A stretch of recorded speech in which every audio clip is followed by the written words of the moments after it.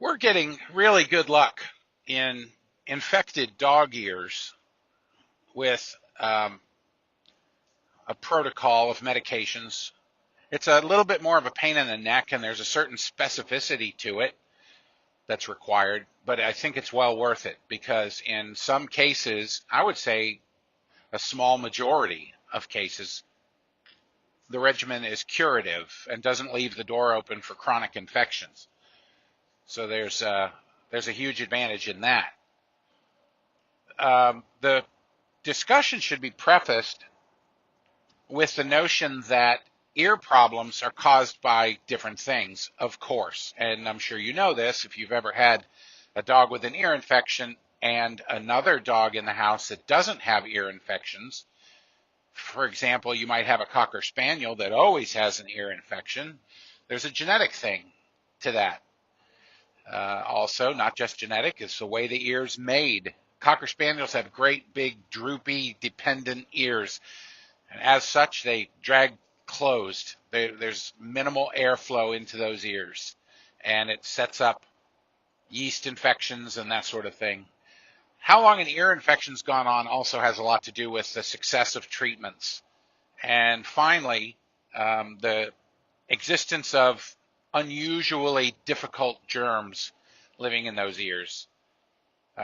Sometimes you'll find a Proteus or a Pseudomonas living in a dog's ear canal. Those require specialized antibiotic treatments, which are available. And I could describe those maybe a little bit at the end. But let's say you're talking about a dog ear infection that is kind of routine. So it's a dog that doesn't normally have ear infections, and the owner calls up and they bring it in, and he's just got kind of some redness and some dark wax down in there, and he's pawing at it, shaking his head a little bit, and maybe it's just one ear, or one ear's a little worse than the other.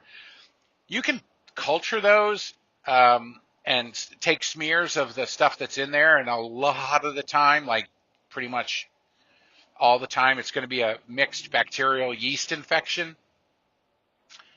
And that is so far in the majority of what you're going to see there. Those guys that have not shown chronicity and garden variety type occasional ear infection respond very well to this method that I am about to go through with you. It's 2 medications used in tandem. They alternate, one medicine in the morning, one medicine in the evening, and it all kicks off with an ear cleaning. And there's an ear cleaning in the middle of the therapy, and there's an ear cleaning at the end. The concept on the cleanings is that the first cleaning removes excess wax, inflammatory products, gets the ear prepared to receive medication so that the medicine isn't just laying on a layer of goo and ceramine and earwax.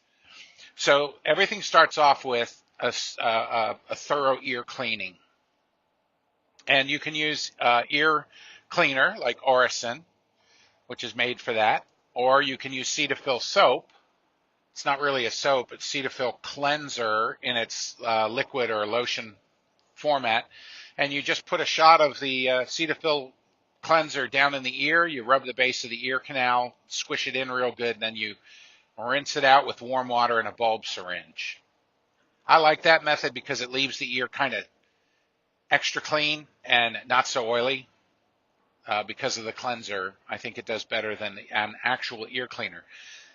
Except that using Cetaphil to clean an ear sometimes leaves water in there. So typically with Cetaphil, I always follow it up with an oil-based ear treatment to repel the water that's in there.